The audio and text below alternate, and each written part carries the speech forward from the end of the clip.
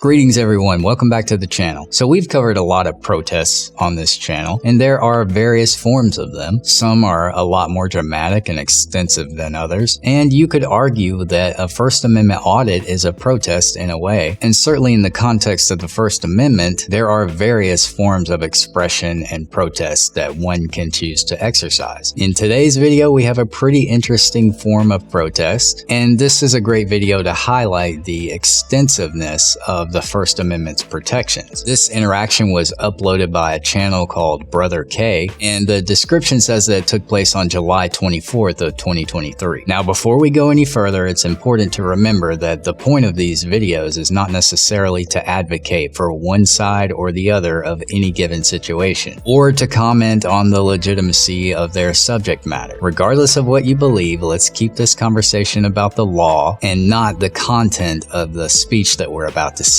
So with that said, this interaction features a protest from a relatively unique organization known as the Bloodstained Men. So on their website, they have three primary goals: to warn the American people that circumcision is cruel, worthless, and destructive, to provide parents with information and resources to help protect their children from this procedure, and to give a voice to the victims of this procedure who have thus far remained silent. In this video, they traveled to Niagara Falls and were protesting on a public sidewalk. As you can see, they are dressed in a certain way, and they are holding signs that some people might find offensive. Needless to say, this prompted a police response, and this is where the video begins.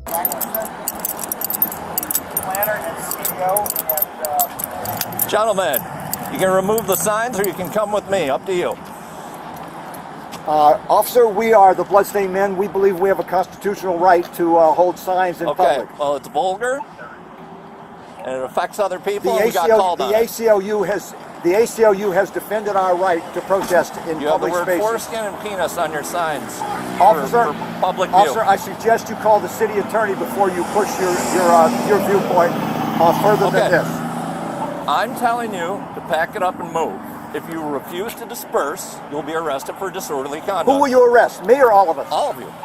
And you, and how many officers are you going to bring Right out to behind do you. it? So Don't worry, there's more coming. So you are saying we don't have a right to protest in this town? Not here on a city sidewalk. So it's pretty clear that this officer is attempting to enforce the subjective interpretation that the words on these signs are in fact vulgar. And there's a lot of legal precedent regarding this type of interpretation. We have discussed nearly all of that on the main channel in pretty much every episode. The whole point of the First Amendment is so that the government can't restrict your speech because they don't like it or other people don't like it. Speech and expression has to do more than just offend people in order for it to become criminal. The First Amendment protects all speech, including speech we don't like. And I think that's something that we've kind of forgotten in today's society, especially when you consider that everyone is just staring at a phone with a personalized news feed, and they never have to be confronted with information they don't want to hear if they choose not to. There is a particular case that sort of illustrates this to a higher degree. I'm sure many of you remember the Westboro Baptist Church. The Westboro Baptist Church is a private church in Topeka, Kansas. They are widely considered a hate group. They don't like gay people. They don't like soldiers. They don't like atheists, Muslims, or Jews, and that includes other Christian denominations. They have demonstrated very vigorously throughout the years and received quite a bit of publicity for it because oftentimes their messaging is highly offensive. So back in 2006, they were demonstrating outside of a soldier's funeral. They were on a public street and they had let the city know that they were going to be demonstrating there. They were holding signs that were saying very offensive things about soldiers, like they were glad that they died, that God commanded them to die, things of that nature. So the father of the fallen soldier whose funeral was taking place decided to sue the church, claiming that their picketing was meant to intentionally cause emotional distress. And thus the case of Snyder v. Phelps was born. And this case went all the way up to the Supreme Court. In an 8-1 decision, the Supreme Court sided with the Westboro Baptist Church and said that they were basically just participating in free speech, and that it couldn't be proven that their actions were meant to cause intentional emotional distress. And this case goes to show how far free speech really goes. So even extremely offensive speech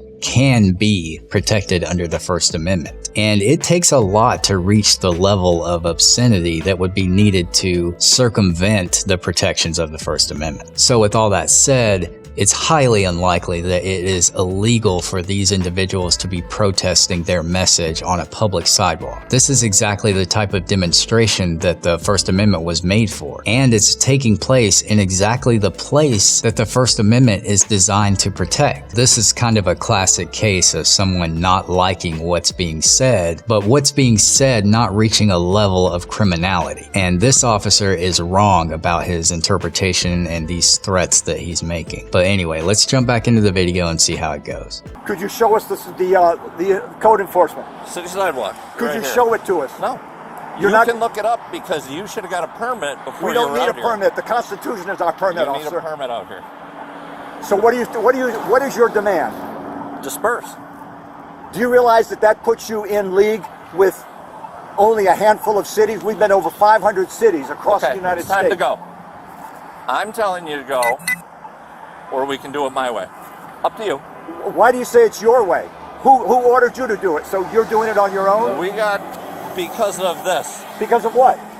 You have blood on your crotches.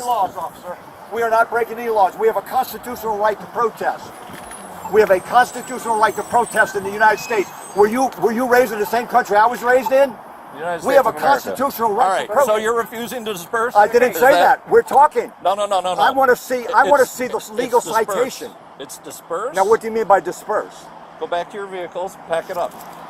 All right, right here, the cop clearly admits that the reason he's going to arrest them is for the words on their sign and the display of fake blood on their pants. He's openly admitting that the reason for the arrest would be because of their speech. This is probably the biggest mistake that this officer made throughout this encounter. There are oftentimes situations where people get charged and prosecuted for disorderly conduct purely because of their speech, because it's very difficult to prove that the officer made the arrest based on the content of the speech and not some other crime. But in this case, the officer is openly admitting that the reason he is arresting them is because of their speech, which would make this a slam dunk lawsuit if it were to go to court. It is the police's responsibility to understand how to handle First Amendment situations like this. And it's pretty clear at this point that this officer has pretty much no idea what he's doing. But anyway, let's get back into the video and see how it goes.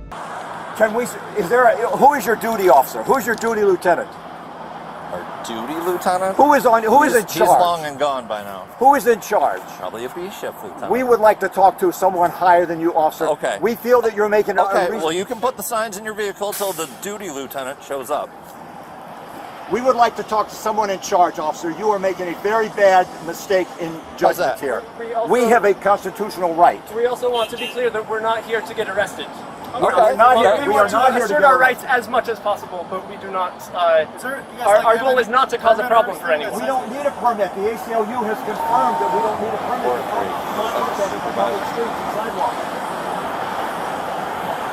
We're blocking the sidewalk. We're not blocking the sidewalk. You're on the sidewalk. We do not block. We do not block any. What I'm saying is, Mike, move over a little bit so that they can't claim that we're blocking the sidewalk. If you're not on the sidewalk, then you're going to be on Sunoco property. We are not going on private property, officer. Can you please bring? And now you're on the sidewalk. Can you please bring your? They're already on their way. Whoever's in They're charge already on their way.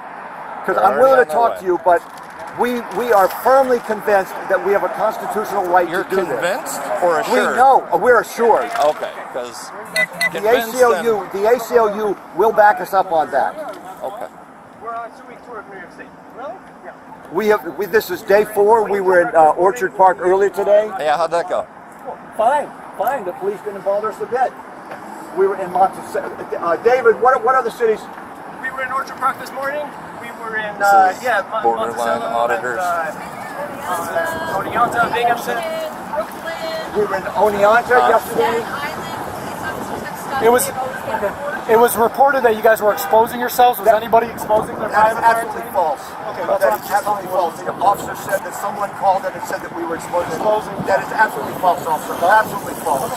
Here, one of the officers finally says that they've gotten a report that they were exposing themselves. And this actually introduces a criminal element into this interaction and at least somewhat justifies the police presence on the scene. If they truly did get that report, then it makes sense why they would make contact with these individuals at the very least and just make sure that that's not what happened. Of course, this could also have been achieved by merely observing these individuals without making any contact whatsoever, which is an investigative tool that I find is often underutilized in police work. Simply observing someone for some amount of time can often give you all the information you need to determine if there's any kind of crime taking place. But of course, no officers witnessed anyone exposing themselves here, and in order for an anonymous tip to be legitimate in court, there have to be some kind of verification of these claims. So it's highly unlikely that there's any situation here where an officer could make a legitimate arrest. It certainly doesn't justify telling them to leave or ordering them to disperse and quit exercising their First Amendment rights. Officers can't really control what information is given to them by dispatchers, but they can control how they respond to that information and carry out their duties based on that. There was absolutely no need for these officers to confront these individuals, and simply pulling up in a car and watching them probably would have rendered the very same results up to this point. They've concluded that no one was actually exposing themselves, and at this point all they've really managed to do by making contact was upset the protesters, who were well within their rights to be there protesting. But anyway, there's a couple more minutes left on this video. Let's see how it wraps up. And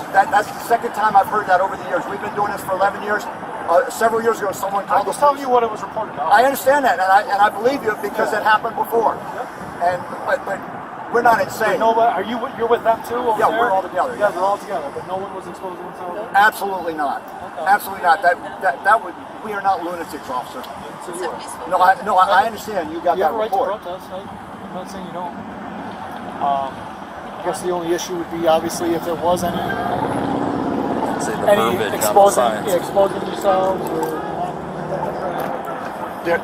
Officer, we have been doing this for 11 years. Calling you. We've been doing this for 11 years, officer. 4-3. We pride ourselves on like getting along with the cops. We have cops in our movement. We actually have cops in our movement. Oh, sure you have. Hello. People with foreskin? Yes. And bloody crotches. They're on the sidewalk. They do not have their pants down around their ankles. No, just the words, the verbiage. Okay.